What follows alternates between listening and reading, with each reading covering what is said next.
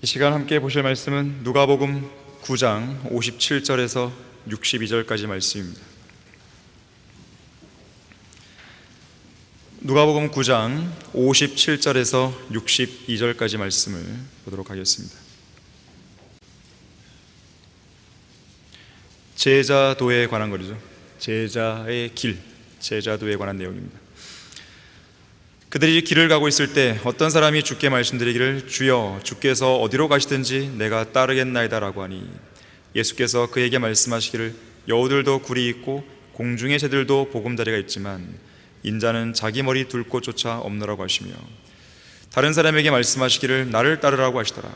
그러나 그가 말씀드리기를, 주여, 나로 먼저 가서 내 아버지를 장사 지내게 하옵소서라고 하니, 예수께서 그에게 말씀하시기를, 죽은 자들로 그들의 죽은 자를 장사 지내게 하고 너는 가서 하나님의 나라를 전파하라고 하시니라.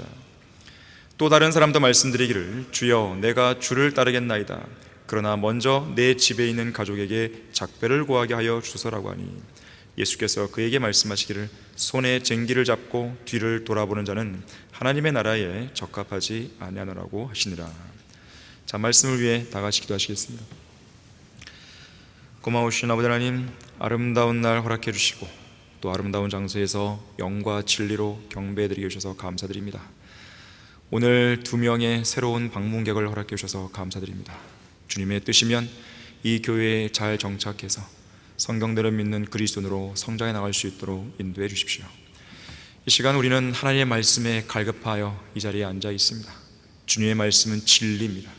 진리는 살아있고 능력이 있습니다. 이 시간 저희들은 주님의 능력에 다시 한번 의탁드립니다.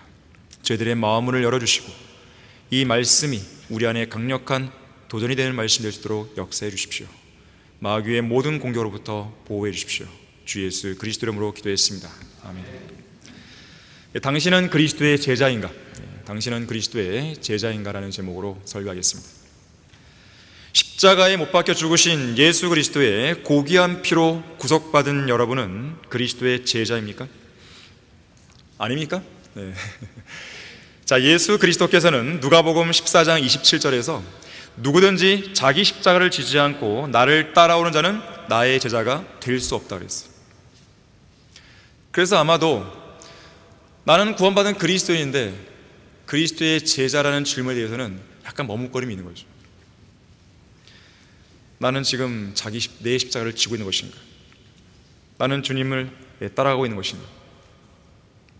제자의 조건에 있어서 자기가 부합하지 않기 때문에 그러한 질문에는 쉽게 답이 안 나오는 거예요. 자기 십자가를 진다는 말이 뭘까요? 죽는 거예요. 죽는 거예요. 십자가의 죽음, 곧 죽음의 고난에까지 순종하신 예수 그리스도처럼 우리 역시 자기 십자가를 지고 자기 자신을 죽여야 되는 것이죠. 그래야 제자가 될 수 있다는 것이죠. 이러한 죽음과 관련해서 사도 바울은 골로새서 3장 5절에서 땅 위에 있는 너희의 지체를 죽이라, 곧 음행과 부정과 사욕과 악한 세욕과 탐심이니 탐심은 우상 숭배라고 했습니다. 갈라디아서 5장 19절에서는 마땅히 죽여야 할 땅 위에 있는 지체들을 가리켜서 육신의 일들이라고 정의했어요. 또 갈라디아서 5장 24절에서는 이러한 육신을 욕정과 정욕과 함께 십자가에 못 박았다고 말합니다. 그래서 바울은 고린도전서 15장 31절에서 나는 매일 죽노라고 고백할 수 있었던 것이죠. 매일 매순간 자기 자신이 죄에 대해서는 죽고 하나님께 대해서만 살아있는 것으로 여긴 것입니다. 그래서 누가복음 14장 26절에서는요, 누구든지 자기 아버지나 어머니나 아내나 자식이나 형제나 자매나 정령 자기 목숨까지도 미워하지 않은 채 내게로 오면 그는 나의 제자가 될 수 없다고 말씀하는 거예요. 자기 목숨까지도 미워해야 됩니다. 그렇게 할 수 있을 만큼 자기 자신이 죽지 않으면 참된 제자가 될 수 없다는 것이죠. 여러분은 제자가 되는 것을 구원받는 것과 혼동하면 안 됩니다. 구원은 오직 믿음, 예수 그리스도께서 그분의 피로 단번에 완성하신 구속을 믿는 믿음만으로 온전히 받을 수 있는 반면, 제자가 되는 것은 믿음만으로는 안 되고 제자로서의 합당한 행실이 수반되어야 됩니다. 이미 믿음으로 구원받은 성도가 매일의 삶 속에서 예수 그리스도를 적극적으로 따르고 순종할 때 제자가 될 수 있는 것이에요. 순종이라는 갑집을 하라는 뜻입니다. 예수님께서 가르쳐 주신 제자도에 관한 7가지 원리를 담고 있는 책이 있습니다. You Follow Me라는 책이에요. 찰스 스펄전이 썼습니다. 이 책의 저자인 찰스 스펄전은 참된 신앙은 반드시 대가를 지불한다고 말했어요. 참된 신앙은 반드시 대가를 지불합니다. 참된 신앙이 뭐겠습니까? 제자로서 사는 삶이에요. 거기에는 반드시 대가를 지불해야 돼요. 갑지불을 하지 않고서는 참된 신앙을 가진 참된 제자가 될 수 없다는 뜻입니다. 이와 관련해서 사도행전 11장 26절에 따르면 25절 26절에 따르면 최초로 그리스도인이란 호칭으로 불린 대상은 안티옥의 제자들이었어요. 그 후에 바나바가 사울을 찾으러 타소에 가서 그를 만나 안티옥으로 데리고 오니라. 그리하여 그들이 1년 내내 교회와 함께 있으면서 많은 무리를 가르치니 안티옥에서 제자들이 처음으로 그리스도인이라고 불리더라. 그리스도인이라고 불리는 그 대상을 주목하셔야 돼요. 분명히 제자들 그랬어요. 자, 그렇기 때문에 우리는 상대가 단순히 구원받았다는 이유 하나만으로 그리스도인이라고 불러줄 수 없다는 거죠. 여러분은 아무나 그리스도인으로 간주하면 안 됩니다. 그리스도인이라는 용어의 정확한 의미는, 정확한 정의는 제자, 즉 순종하는 제자예요. 순종하는 제자로서 신실하게 그리스도를 따르는 사람, 자기를 부인하고 자기 십자가를 지며 예수님을 신실하게 따르는 순종하는 제자야말로 그리스도인이라 불릴 자격이 있는 것입니다. 자기를 부인하고 자기 십자가를 지는 참된 제자는 십자가에 못 박혀 죽으신 예수 그리스도와 함께 영적으로 죽어있고 또 실제적으로도 죽을 각오가 되어 있는 성도들입니다.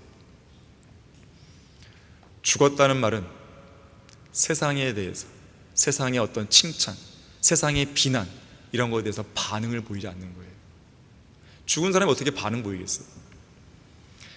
어떤 제자가 스승에게 물었습니다. 예수 그리스도와 함께 죽는다는 것이 무슨 뜻입니까? 그러자 스승은 그 제자를 공동묘지로 보냅니다. 그러면서 죽은 자들에게 그 시체를 향해서 10분 동안 욕설을 퍼붓고 오라고 지시했어요. 제자가 돌아오자 스승이 물었습니다. 욕설을 퍼붓는 너에게 죽은 자들이 벌떡 일어나 화를 내더냐? 아닙니다. 그러자 이번에는 죽은 자들을 위해서 10분간 손뼉을 치고 오라고 공동묘로 또 보냈어요. 그렇게 하고 돌아온 제자에게 물었습니다. 내가 박수해 주니까 죽은 자들이 무덤에서 나와 좋아하더냐? 아닙니다. 바로 그것이다. 예수 그리스도와 함께 죽는다는 것은 사람들의 박수갈채에 기분 좋아하거나 우쭐대지 않는 것을 뜻하고 세상 사람들의 욕설과 비난 그리고 목숨을 위협하는 고난에도 전혀 개의치 않고 주눅들거나 낙심하지 않는 것을 의미하는 것이다 라고 이야기했어요. 고난은 제자도의 참된 표식이에요. 마틴 루터는 참된 교회임을 보여주는 표식 가운데 하나로 고난을 손꼽았습니다. 참된 제자에게는 선생이요 구주이신 예수 그리스도께서 받으셨던 박해와 고난이 반드시 따라오게 되어 있습니다. 하지만 제자들이 아무리 고난과 박해를 받는다 한들 선생이신 예수 그리스도께서 받으신 정도만큼만, 곧 예수님께서 받으신 고난과 박해 그 이상으로 받지는 않는다는 것이에요.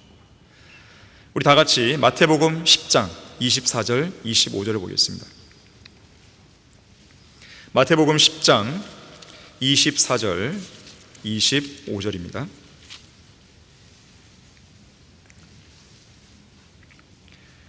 제자가 그 선생보다 종이 그 주인보다 높지 못하니라.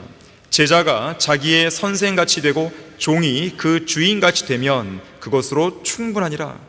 그들이 그 집 주인을 비엘세붑이라 불렀다면 그 집 가족들에게는 얼마나 더 심하게 하겠느냐.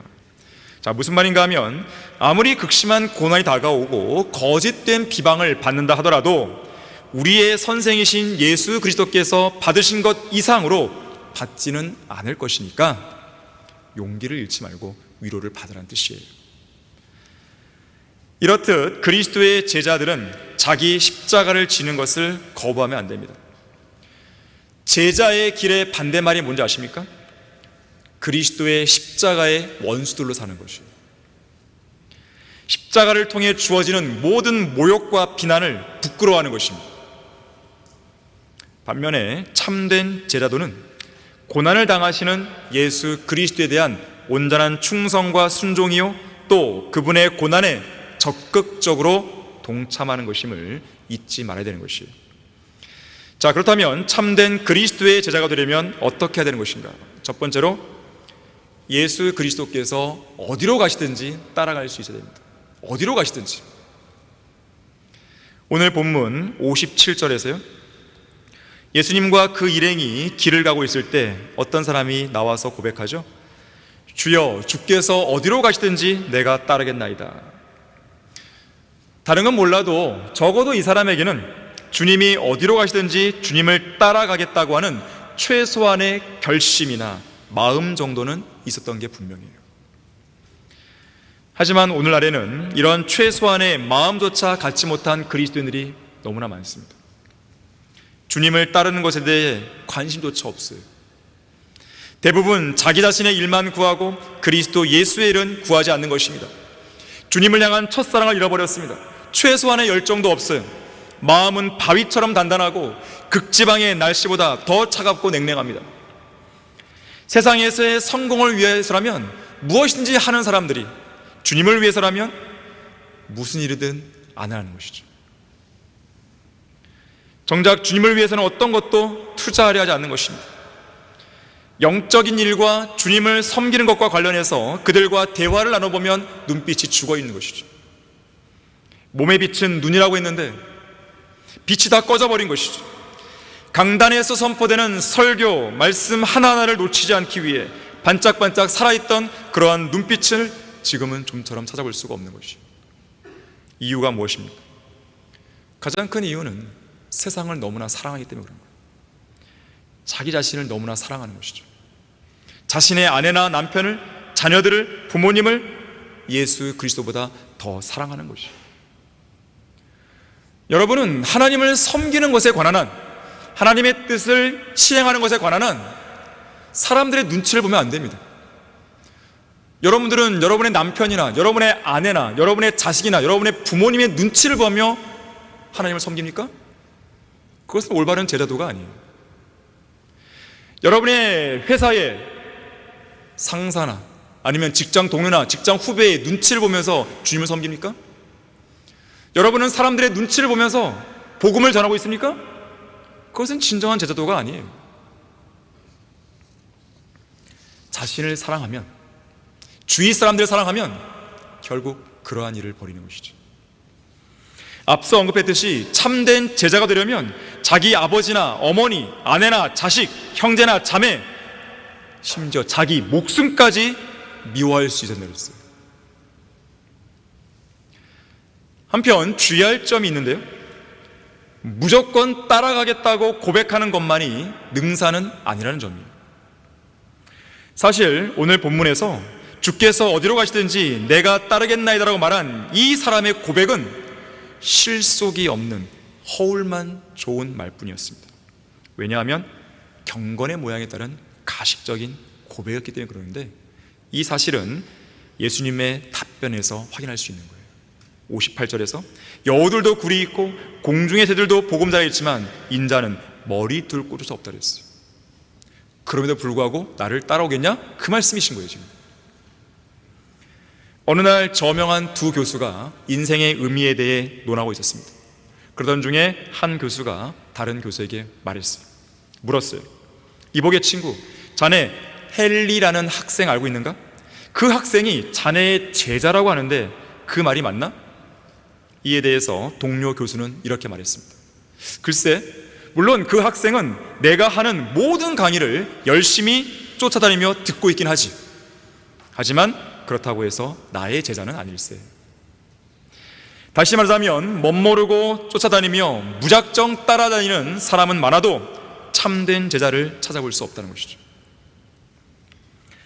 본문에 나오는 사람은 예수님을 따르겠다는 그 결정이 가져올 여러 가지 결과들에 대해서 전혀 숙고하지 않은 채 무턱대고 주님을 따르겠다고, 어디든지 따르겠다고 말한 것이에요.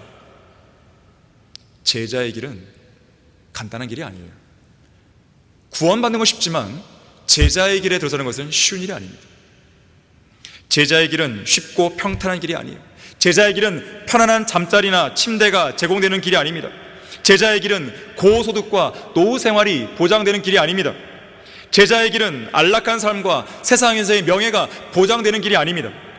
제자의 길은 넓고 광대한 길이 아니라 매우 협소하고 험해서 찾는 사람들이 무척 적은 길이에요. 울퉁불퉁한 골짜기와 꼬불꼬불 굽어진 길들이 가득하고 수많은 거친 바위들로 뒤덮여 있습니다. 자주 폭풍과 비바람이 몰아치고 사나운 짐승들이 출몰하는 길이죠. 제자의 길을 오래 걷다 보면 발이 부르트고 아프고 피곤함이 쉽게 몰려옵니다. 제자의 길은 큰 근심과 걱정거리들이 우리 앞을 자주 막아서는 길이에요. 때로는 자기 머리둘곳조차 없으신 예수님처럼 길바닥에서 자야 하기에 편안한 잠을 청할 수 없으면 물론 더위나 추위로 고생하고 땀에 찌든 옷 때문에 퀴퀴한 냄새가 날 때도 있어요. 자주 배고파요. 거창한 식사를 한다는 것이 사치로 여길 정도죠. 영적 전쟁이 치열하게 일어납니다. 바람잘 날이 없는 것이죠. 고독과 외로움이 자주 몰려옵니다. 우리가 떠나왔던 집과 고향을 계속 생각나게 하는 것이죠. 광야의 이스라엘 백성이 이집트의 고깃국을 그리워하고 틈만 나면 이집트로 돌아가자며 불평불만을 표출했듯이 우리가 성별에서 떠나온 세상에 대해서, 제도권 교회들에 대해서, 세상 직장에 대해서 계속해서 그리움이 모락모락 올라가는 것이죠. 피어나는 것이죠. 계속해서 되돌아갈 기회를 엿보게 만드는 것입니다. 자, 이 시점에서 제자의 길은 고난의 길이라는 사실을 다시 한번 우리 마음속에 새겨야겠습니다. 자기를 부인하고 십자가를 지지 않고서는 절대로 걸어갈 수 없는 길이 제자의 길입니다. 그리스도를 따른다는 말이 뭐예요? 그 진정한 의미에 대해서 빌립보서 3장 10절에서는 그리스도의 고난의 교제를 알아 그의 죽음의 본을 따르는 것이라고 말씀합니다. 베드로전서 2장 21절에서는 그리스도께서 남겨놓으신 고난의 발자취를 따르는 것이라고 정의하고 있습니다. 또한 바울은 고린도전서 11장 1절에서 내가 그리스도를 따르는 것처럼 너희는 나를 따르는 자가 되라 그랬어요. 그건 결국 고난의 길을 따른다는 뜻입니다. 우리가 따라야 할 바울의 삶은 고난으로 점철되어 있었잖아요. 그리스도를 위해 복음과 진리를 전파하다가 고난을 받은 삶이 바로 바울의 인생이었습니다. 바울은 한시라도 편하게 잠을 자고 편하게 지냈던 적이 없던 것이죠. 실제로 바울은 예수 그리스도와 진리의 말씀을 위해서 어떤 그리스도의 제자들보다 더 많이 수고했죠. 더 많은 매를 헤아릴 수 없이 맞았죠. 더 빈번히 감옥에 갇혔죠. 죽을 고비도 더 많이 넘겼죠. 3번이나 파선을 당했죠. 강의 위험, 강도의 위험, 동족으로부터의 위험, 이방인으로부터의 위험, 성읍에서의 위험, 광야와 바다에서의 위험, 거짓 형제들 가운데서의 위험, 각종 위험에 직면이 됐습니다.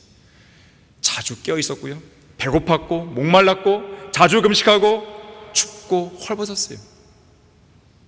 이럼에도 불구하고 여러분은 따라갈 의향이 있습니까? 여러분은 이런 정도의 상황까지 예수 그리스도를 따라 나설 의향이 있습니까? 그리스도께서는 참된 제자가 되려는 성도를 향해서 무언가 지불해야 할 대가를 계속 요구하실 것입니다. 그 대가는 죽음일 수도 있어요. 그 대가는 재산이나 부동산, 유산 상속 등을 포기하는 것일 수 있습니다. 경제적인 안정이나 가족의 부양을 포기하는 것일 수도 있습니다. 하나님께서는 참된 제자가 되려 하는 여러분에게 때로는 가족 문제, 때로는 재정적인 문제, 때로는 직장 문제, 때로는 건강 문제, 때로는 형제 자매들과의 문제 등을 겪게 하실 수 있다는 것을 여러분은 기억하셔야 돼요. 물론 그렇다고 해서 우리가 감당할 수 없을 만큼 터무니없는 문제를 우리에게 겪게 하시지는 않습니다. 그뿐 아니라 실제로 그런 현실적인 문제에 부딪혔을 때 하나님께서는 우리가 그 문제를 이겨낼 수 있도록 능력을 공급하시고 지혜도 주시고 피할 길도 마련해 주실 것이에요. 실제적인 방법으로 우리를 도와주실 것도 잊으시면 안 되는 것이에요. 겁부터 먹지 마십시오. 현재 우리가 직면해 있는 고난의 장소는 주님께서 우리에게 복을 주시기 원하는 장소예요. 제자의 길은 고난의 길이지만 결국 복의 길입니다. 고난의 길이지만 가시관의 길이지만 가시밭길이지만 결국은 면류관의 길이고 영광스러운 길인 것이에요.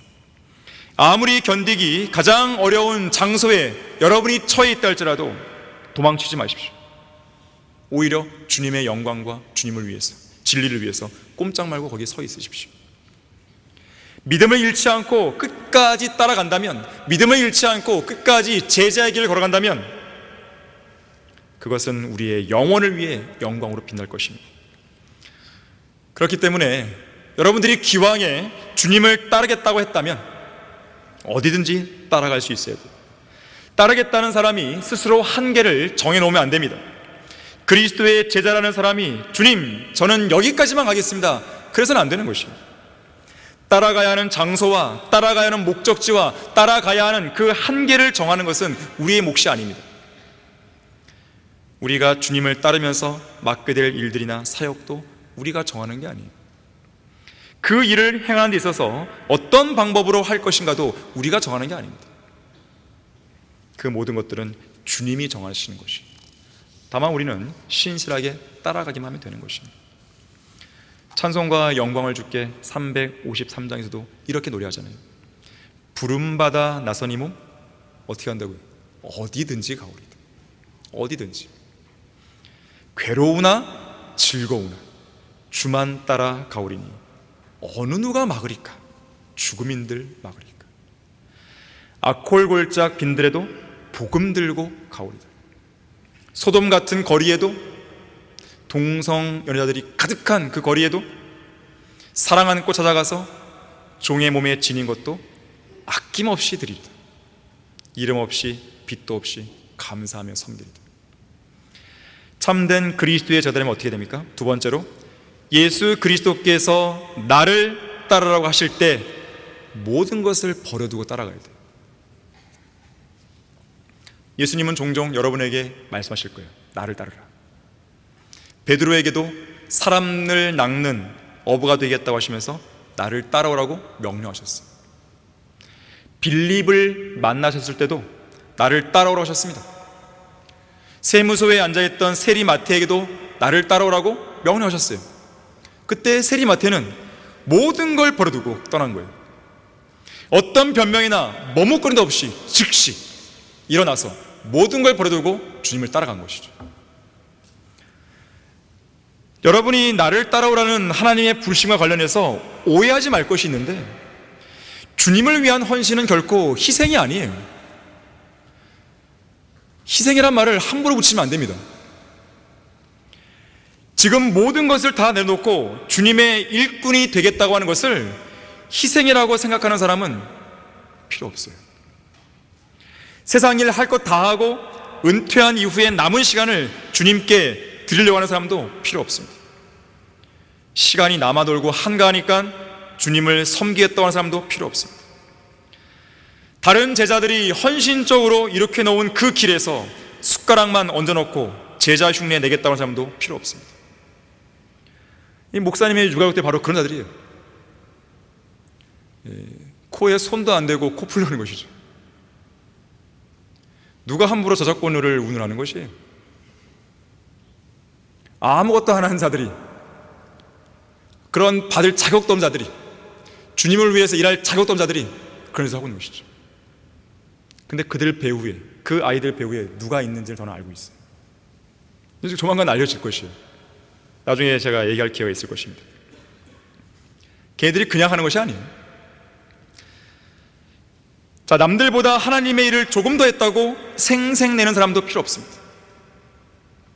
그런 사람들은요, 다 자기가 나 좀 희생했어, 이렇게 생각하는 사람들이에요. 하나님을 향한 섬김과 헌신에는 희생이라는 말을 갖다 붙이면 안 됩니다. 무슨 희생이에요? 예수 그리스도께서 십자가에서 죽으신 것, 그것이 진정한 희생이죠. 자, 이런 사람들과 다르게 길이 없어도 저는 가겠습니다. 길이 안 보여도 주님의 명령이라면 가겠습니다. 내가 몸이 힘들고 지쳐도 하나님의 명령이니까 그 제자의 길을 가겠습니다. 자, 이런 사람은 적극 환영이에요. 험난한 길이 예고된다 해도 하나님을 사랑하니까 그 길을 헤쳐나가겠다고 하는 그런 사람도는 대환영입니다. 하나님께서 다른 사람이 아닌 바로 나에게 직접 지시하고 명령했기 때문에, 그리스도의 사랑이 나의 마음을 강권하기 때문에 현재 가지고 있는 모든 걸 내려놓고 하나님의 일꾼이 되겠다 오는 성도, 그 성도를 하나님은 기다리시는 거예요. 그 성도를 하나님께서는 크게 사랑하시고 크게 쓰실 것입니다. 자, 그렇다면 모든 것을 버려두고 따라갔다는 말은 무슨 뜻일까요? 이것은 따른다고 하는 것이 그저 흉내 한번 내보는 그런 정도의 일이 아님을 보여줍니다. 그냥 한번 해보는 게 아니에요. 모방하는 것도 아니에요. 모방은 사탄이 잘하는 것이죠. 가짜들이나 잘하는 것이죠. 그런 건 형식적인 종교인들이 하는 일입니다. 그리스도를 따른다는 것, 모든 걸 버려두고 따른다는 것은 그런 의미가 아니에요. 또는 단순히 그렇게 하고 싶다고 희망하는 것도 아닙니다. 여기 있는 사람들 누구나 다 제자의 길을 다 희망합니다. 안 하는 사람이 있겠습니까? 그리스도의 제자가 되고 싶지 않은 사람이 있겠습니까? 다 있어요. 다 희망해요. 다 소망해요. 그런데 직접 그 길을 걷는 사람은 극소수예요. 단순히 누군가를 좋아하고 지지하는 차원도 아니에요. 자, 모든 것을 버려두고 예수님을 따른다는 것은, 제자의 길은 있는 그대로 모든 말씀에 온전히 순종하는 것이고 주님과 관련된 모든 일에 적극적으로 동참하는 것이에요. 하지만 제대로 따라가지 않고 따르는 것을 그저 흉내만 내려하는 사람들은 모든 것을 버려두고 따라가기는커녕 오늘 본문 59절처럼 변명만 둘러댑니다. 주여, 나로 먼저 가서 내 아버지를 장사 지내게 하옵소서. 예수님은 그때 말씀하시죠. 60절에서 죽은 자들로, 영적으로 죽은 자들이죠. 거듭나지 않은 사람들이죠. 죽은 자들로 그들의 죽은 자, 아버지의 시체를 장사 지내게 하고 너는 가서 하나님의 나라를 전파하라고 말씀하셨어요. 너무나 하나님께서 무리한 요청을 하시는 것 같습니까? 자, 이것은 돌아가신 부모님의 장례도 치르지 말라, 그 말이 아니죠. 예수님의 말씀의 요지는 삶의 우선순위를 이야기하는 것이에요. 아버지보다, 어머니보다, 아내보다, 남편보다, 자녀들보다, 형제들보다, 자매들보다 예수님이 더 중요하다는 뜻이에요. 가족의 일보다 하나님의 일이 더 중요하다는 것이죠. 육신적인 일보다 영적인 일이 더 중요하다는 것이죠. 하나님의 나라를 전파하는 일이 더 소중하다고 말씀하는 것입니다. 인생의 우선순위가 예수 그리스도께 있지 않은 성도는 나를 따르라는 주님의 명령에 결코 순종할 수 없습니다. 그리스도인의 삶의 목표가 뭐예요? 그리스도인의 인생의 우선순위가 뭡니까? 고린도후서 5장 15절에 잘 나와 있잖아요. 그가 모든 사람을 위하여 죽으신 것은 산 자들이 이제부터는 더 이상 자신들을 위하여 살지 않고, 더 이상 자신들을 위하여 살지 않고 자기들을 위하여 죽었다가 다시 살아나신 그분을 위하여 살게 하는 것이라. 이것이 우리의 인생의 좌우명 아니에요. 여러분의 눈에는 오직 예수 그리스도만 보여야 돼요. 여러분의 마음에는 오직 예수 그리스도 한 분만으로 가득 채워 있어야 됩니다. 여러분의 귀에는 예수 그리스도의 음성만이 계속 울려야 돼요. 여러분의 입술에는 예수 그리스도의 말씀만이 계속 나와야 되는 것이죠. 자신의 젊음을 하나님을 위해서 아낌없이 드렸던 윌리엄 보데는 이렇게 말했어요. 그리스도를 위한 헌신에는 주저함도 없고 뒤로 물러나는 일도 없으며 후회도 없다 그랬어요. D.L. 무디는 이렇게 말했습니다.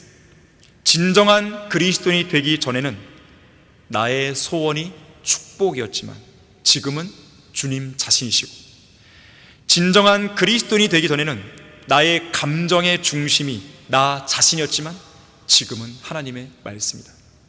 진정한 그리스도인이 되기 전에는 하나님께 무언가를 계속 달라고 요구했지만 지금은 쉬지 않고 주님을 찬송하고 있으며, 진정한 그리스도인이 되기 전에는 내가 주님을 이용하려 했지만 지금은 주님께서 나를 사용해 주실 것을 진심으로 원하게 되었다. 이것이 바로 제자도예요. 이렇듯 예수 그리스도를 온전히 따르는 참된 제자가 되기 위해서는 인생의 우선순위가 명확해야 됩니다. 하지만 그 우선순위와 목표가 명확히 서 있다 하더라도 주님을 따르기 위한 준비가 되어 있지 않다면 그 사람 역시나 나를 따라오라는 예수님의 명령에 순종할 수가 없어요. 역시 그 사람도 변명으로 일관하는 것이죠. 예수님께서 따라오라고 하셨을 때 정작 우리 자신이 준비되어 있지 않다면 선뜻 따를 수도 없고, 명령이 떨어진 다음에 준비하려면 너무나 늦은 거예요. 준비가 되어 있지 않은 사람을 예수님은 쓸 수가 없습니다.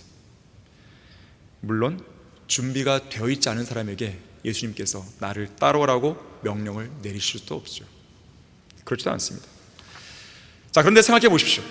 만약 예수님께서 나를 따라오라고 하실 만한 그런 준비된 사람이 지역교회 안에 아무도 없다면 얼마나 답답하시겠어요. 이 땅에 진리의 말씀을 통해 부흥과 개혁을 일으켜야 한다고 강단에서 아무리 소리 높여 외친다 한들 그것에 대해 움직이는 사람이 없고 반응이 냉랭하다면 주님께서 보실 때 얼마나 답답한 일이 되겠어요. 주님의 위대한 부르심 앞에 자신의 처지를 내세우거나 자의적인 겸손 따위로 결코 뒤로 빼지 마십시오. 모두가 핑계와 변명 속에서 뒤로 물러난다면 과연 이 땅의 부흥과 개혁은 누가 이어나갈 것이며, 누가 주님을 위해 싸울 것이며, 누가 주님을 위해 일할 것이겠습니까? 실패할까 봐 두렵습니까? 중도의 사역에서 하차할까 봐 두렵습니까? 저는 종종 그런 사람들의 말을 듣기도 합니다. 자, 그러한 두려움 앞에 머뭇거리기 전에 그러한 두려움을 주는 존재는 사탄이라는 사실을 먼저 알아야 됩니다. 저는 과거에 킹제임스 성경 신학교에서 공부할 당시에 그저 신학교에만 왔다 갔다 하지 않았습니다. 만일 하나님께서 기회를 주신다면 어떻게 가르치고 무엇을 가르칠지를 생각하면서 그날 공부한 것들을 정리했어요. 물론 곧바로 하나님의 사역을 위한 기회가 주어진 것은 아니었습니다. 약 10년 이상을 세상 직장에 있었어요. 하지만 저는 그런 직장 생활을 하면서도 항상 어떻게 가르치고 무엇을 가르칠 생각하면서 계속 성경을 공부했고 공부한 지식들을 정리했습니다. 자, 우리 자신의 능력이 얼마나 출중한지가 중요한 게 아니에요. 누가 알아주고 알아주지 않는지가 중요한 게 아닙니다. 언제든지 하나님께서 부르시면 할 수 있는 준비가 되어 있는 것, 이것이 중요해요. 주님께서 나를 따라오라고 하실 때 너는 이것도 잘하고 저것도 잘하니까 나를 따라와, 이렇게 말씀 안 했어요. 그냥 따라오라고 하신 거죠. 우리는 그저 모든 것을 버릴 준비를 하고 있으면 됩니다. 저는 간혹 가다가 어떤 형제들 만날 때에 그 형제들이 이제 자신은 지금 당장 하나님의 부르심이 없는데 나는 뭘 해야 됩니까? 했을 때에 일단 세상 직장을 잡으라고 얘기합니다. 그러나 하나님께서 언제 부르시든지 간에 그 세상 직장을 포기할 준비를 늘 하고 있으란 말도 덧붙이고 있어요. 우리는 잘 모를 수 있잖아요. 주님께 나를 어떻게 했을지 모를 수 있잖아요. 그렇다고 해서 아무런 준비도 안 하는가? 그렇지 않습니다. 저는 이 말씀에 대한 준비를 했을 때에 설령 하나님께서 제 평생에 제가 죽을 때까지, 우리가 휴가될 때까지 저를 쓰시지 않는다 하더라도, 하나님의 사역에 부르심이 없다 하더라도 저는 공부할 의향이 있었습니다. 기본적으로 성경을 공부하는 건 하나님의 명령이잖아요. 명령이에요. 그 명령에 나는 순종하고 있는 것이죠. 순종하다가 주님의 부르심이 있으면 바로 즉각 움직이는 것이죠. 자, 그런 자세가 필요한 거예요. 진리의 말씀을 지속적으로 공부하고 꾸준히 기도하면서 내가 처한 그 환경에서 할 수 있는 한 힘껏 주님을 섬기고 있으면 돼요. 그러다가 때가 되어서 주님의 부르심이 있다라고 했을 때 따라가면 되는 것입니다. 참된 그리스도의 제자가 되려면 어떻게 됩니까? 세 번째로 뒤를 돌아보지 말아야 돼요. 본문 61절 62절을 다시 보겠습니다. 또 다른 사람도 말씀드리기를 주여 내가 주를 따르겠나이다. 그러나 먼저 내 집에 있는 가족에게 작별을 구하게 하여 주소서라고 하니 예수께서 그에게 말씀하시기를 손에 쟁기를 잡고 뒤를 돌아보는 자는 하나님의 나라에 적합하지 아니하노라고 하시니라. 우리는 하나님의 나라를 전파할 사람들인데 손에 쟁기를 잡고 뒤를 돌아보게 되면 어떻게 그 일을 할 수 있겠어요? 하나님 나라에 적합하지 않은 것이죠. 자, 이 세 번째 사람 역시나 첫 번째 사람처럼 주님을 따르겠다고 나섰습니다. 그런데 따르겠다는 결정을 즉시 실행으로 옮기는 걸 보류해버리죠. 그러면서 이렇게 변명합니다. 먼저 내 집에 있는 가족에게 작별을 구하게 하여 주소서. 예를 들면 이런 식의 변명이에요. 주님, 저 결혼도 좀 해야 됩니다. 돈도 좀 벌어야 되는데, 학교도 맞춰야 됩니다. 허리슨 테일러는 의학을 공부했는데요, 선교를 위해서. 그런데 의학을 공부해서 이제 조금만 더 공부하면 이제 의사 자격증이 나올 수 있어요. 그런데 그 시점에서 중국 선교사로 길이 열리게 됩니다. 그러자 허리슨 테일러는 미련 없이 그 자리에서 다 모든 걸 스톱하고 선교에서 떠나버린 것이죠. 학교도 마쳐야겠으며 빚도 갚아야겠고 집도 사야 되고 아이들도 키워야 되고 승진도 해야 되고 세상에서 이름도 좀 내고 어느 정도는 안정된 수입을 위해 자리도 잡아야겠고. 자, 이 사람의 마음속에는 그리스도 예수의 일이 최우선에 있는 게 아니에요. 자기 자신의 일이 먼저인 거죠. 우리는 종종 그런 말을 합니다. 상황이 좀 더 나아지면 주님을 위해 헌신하겠습니다. 상황이 지금보다 좀 더 안정되면 말씀도 공부하고 구령도 하고 주님을 위해 사역자로 헌신하겠습니다. 하지만 그러한 사람들에게 직면하는 현실은 뭐냐면 상황은 결코 점점 더 나아지지 않는다는 것이에요. 오히려 더 악화됩니다. 젊은 청년 때는 자유롭잖아요. 결혼해 보세요. 뭔가에 얽매이죠. 자녀를 낳아보세요. 얽매이죠. 아직은 내가 어떤 직장을 잡기 전이 자유롭잖아요. 직장을 다녀보세요. 얽매이죠. 상황은 더 좋아지지 않습니다. 점점 더 악화됩니다. 시간이 지날수록 나이는 들죠. 기억력은 감퇴하죠. 체력은 더 떨어지죠. 집 전세와 매매가는 더 올라가죠. 취직하는 건 더 어려워지죠. 부양할 가족 수는 더 늘어나죠. 지출해야 할 교육비와 세금은 더 많아지죠. 우리가 지금 당장 참된 제자가 될 수 없는 현실적인 이유는 점점 더 많아집니다. 줄어드는 게 아니에요. 더 많아지는 것이죠. 그래서 저는 고등학교 졸업을 앞둔 학생들이나 청년들에게 꼭 강조하는 말이 있어요. 대학교를 다니고 있다거나 아니면 꿈과 미래를 위해 취직을 준비하고 있는 그 시기에 아무리 바빠도 시간을 쪼개서 킹제임스 성경 신학교에서 공부할 수 있는 기회를 만들지 않으면 그 이후에는 공부하기가 더 어렵게 된다고 저는 조언을 해줘요. 그건 제가 경험한 일이기 때문에 그렇습니다. 저는 이 대학교 3학년 가을 학기 때 신학교를 시작했습니다. 첫 학기였어요. 이제 대학교 4학년이 올라가니까 직장 잡는 게 걱정된 것이죠. 어떤 선택을 했을까요? 직장 쪽을 선택합니다. 그래서 신학교를 휴학을 했어요. 마음속에 이런 게 있었어요. 직장을 잡으면 그때 내가 신학교를 공부하겠다. 됐을까요? 안 되죠. 직장이 뭐 사람들을 그냥 가만 놔둡니까? 아니죠. 그래서 여러분 저는 2년이라는 시간을 그냥 보내야 됐어요. 마음이 너무 서글펐어요. 슬펐어요. 그래서 2년이 지났을 무렵에 도저히 이렇게 살면 안 되겠다. 그래서 내가 온전하게 수업을 다 못 듣는 하더라도 내가 1시간, 2시간만 들어도 내가 신학교를 하겠다. 그래서 결단하고 한 거예요. 퇴근하자마자 달려가는 거죠. 정말 달려갑니다. 차에서 밥 먹고 그냥 빵이나 이렇게 김밥 먹고 달려가면서 이 신학교 수업을 들은 것이죠. 가면 1교시를 못 들었습니다. 2교시, 3교를 들은 거예요. 나중에 2, 3교를 다 들었어요. 이제 1교시 못 들은 과목을 들어야 되는데 방법이 없잖아요. 그런데 놀랍게도 바로 그 타이밍에 온라인이 시작된 거예요. 그래서 온라인으로 제가 졸업하게 된 것이에요. 안 그랬으면 졸업 못했을 것이에요. 직장에 다니고 결혼하고 애 낳고 하면 훨씬 더 상황은 어려워집니다. 자, 그런데 이것은 청년들만의 문제는 아니에요. 참된 제자가 되는 것이 청년들만 해야 될 일입니까? 그건 아니잖아요. 서두에 언급했듯이 거듭난 그리스도인이라면 누구나 참된 제자가 되어야 되고, 참된 제자가 되기 위해서는 갑질을 반드시 해야 되는 거예요. 주님을 따르겠다는 결정을 실행에 옮기는 것은 결코 미룰 일이 아닙니다. 지금보다 나이가 더 들기 전에, 지금보다 더 늙기 전에 무슨 일이 있어도 가장 우선적으로 해야 하는 일이 바로 제자도예요. 제자의 길입니다. 그것을 위해서 신학교에서 공부를 해야 한다면 기꺼이, 과감히 시간을 투자해야 되는 것이에요. 오늘날 많은 성도들이 안고 있는 문제가 뭔지 아십니까? 나중에 예수 그리스도를 따르고 싶지 않는 경우가 생길 때를 대비해서, 그리스도의 제자로서 사는 인생에 대해 실증을 느낄 때를 대비해서 옛 생활로 돌아가는데 유용한 것들을 깨끗이 정리하지 않은 채 그대로 남겨두었다는 데 있어요.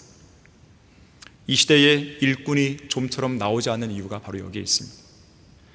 뒤를 돌아보는 거예요. 계속 제자의 길에 들어섰다고 말하면서도, 주님을 따르겠다고 하면서도 계속 뒤를 돌아볼 여지를 이렇게 남겨두는 것이에요. 만약을 대비해서. 바울은 빌립보서 3장 13절과 14절에서 이렇게 말했습니다.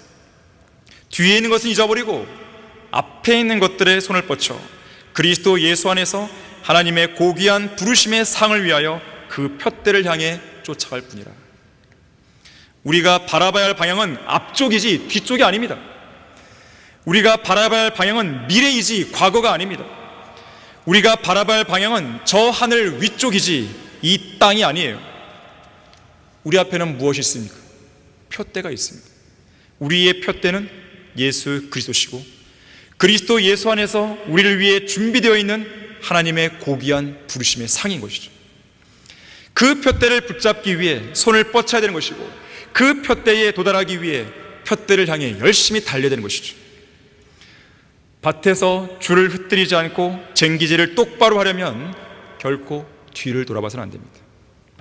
그 앞에 정확한 목표 지점을 정하고 거기에 눈을 똑바로 고정시키고 앞을 향해서 쟁기질을 해 나가야 되는 것이죠. 롯의 아내는 뒤를 돌아봤다가 소금기둥이 됐습니다. 이스라엘 백성들은 계속해서 뒤에 있는 이집트를 바라보다가 계속해서 광야에서 불평불만만 늘어놓았죠. 에베소 교회는 뒤를 돌아봤다가 결국 첫사랑을 잊어버렸죠. 대마도 결국 세상으로 돌아가 버렸죠.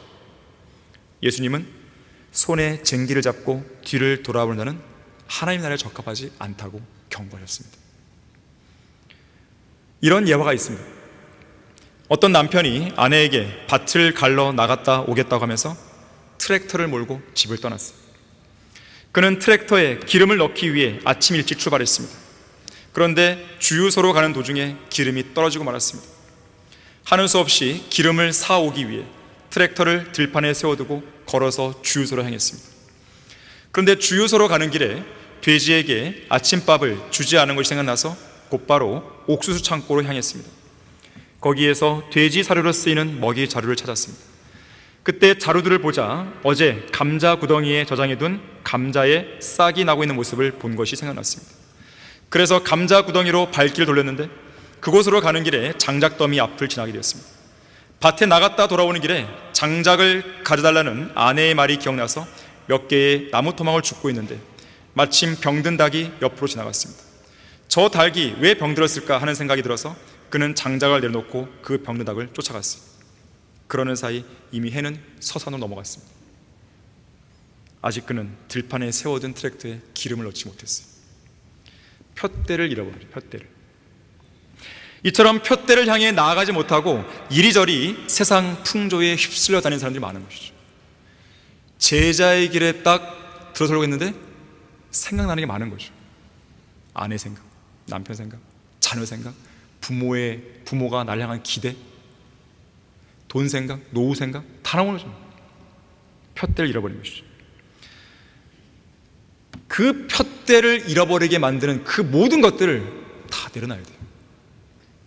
그리스도의 제자가 되기 위해서는 이 세상의 것들을 손에 꽉 쥐고 살면 안 됩니다.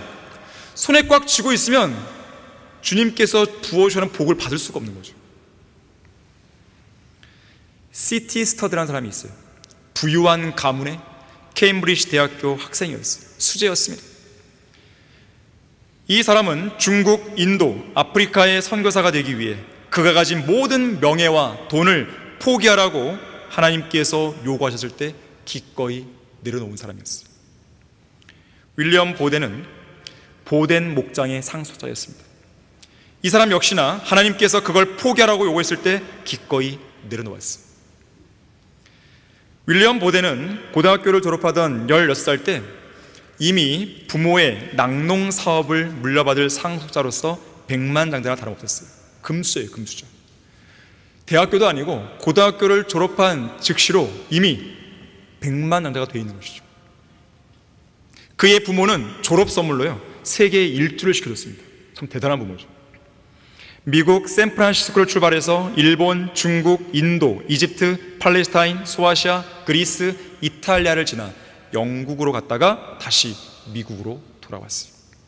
그런데 윌리엄 보덴은 이 여행에서 각 나라와 각 지역에서 사역하는 선교사들과 교제할 기회를 얻게 됩니다. 그러면서 예수 그리스도의 복음이 전파되지 않는 나라들, 예수 그리스도를 믿지 않는 그런 나라들과 하나님의 일꾼이 턱없이 부족한 현실을 목도하게 돼요.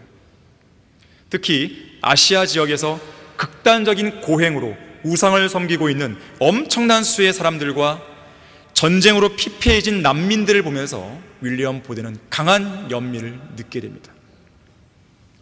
한 번은 그가 편지에 이렇게 썼어요. 하나님께서 저의 인생을 취하셔서 친히 원하시는 대로 하나님의 나라를 위해 사용해 주시기를 기도합니다. 저는 이 땅에서 아무런 부족함 없이 모든 것을 풍족하게 누리고 있는 반면에 헤아릴 수 없이 많은 사람들이 헐벗은 채 어둠 속에서 살아가고 있습니다. 결국 여행에서 돌아온 보덴은 선교사로 헌신합니다. 그런데 이 소식을 들은 어떤 친구가, 아니 너의 소중한 그 젊은 인생을 선교 같은 거에다가 선교 따위에 내버린단 말이야? 내버리라는 것이야? 이렇게 비아냥댔어요. 이 말을 들은 윌리엄 보덴은 성경책 뒷장에 다음과 같이 적습니다. 남김없이 드리리라. 하나님께서는 우리에게 그분을 섬기도록 하시기 위해 우리가 가진 재산이나 유산을 포기하라고까지는 하시지 않을 수 있습니다. 그러나 설령 주님께서 그런 요구를 하신다 하더라도 여러분은 결코 놀라거나 당황하면 안 돼요. 왜냐하면 그것이 바로 참된 제자가 되기 위해서, 또한 우리 각자에게 하나님이 맡기신 위대한 사명과 우리에게 주어진 믿음의 경주와 믿음의 선한 싸움을 온전히 마치기 위해서 우리가 마땅히 지불해야 할 대가이기 때문에 그렇습니다. 결론적으로 오늘날 주님께서는 일꾼을 찾으십니다. 담대한 그리스도의 군사를 찾으십니다. 주님을 신실하게 따를 제자들을 찾으십니다.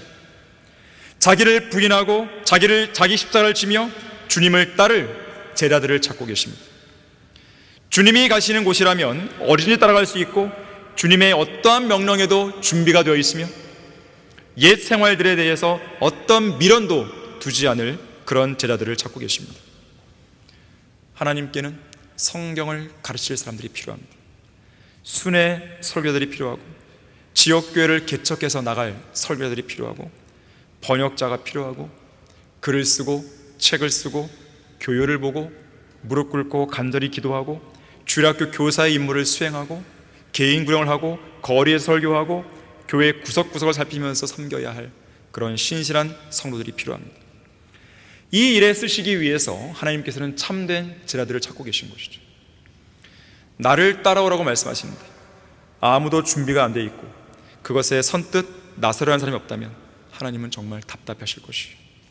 주님을 위해 싸울 군사가 없는 현실, 주님을 위해 일할 일꾼이 없는 현실, 그러한 현실은 하나님께서 세우신 지역교회가 무너지는 지름길이에요.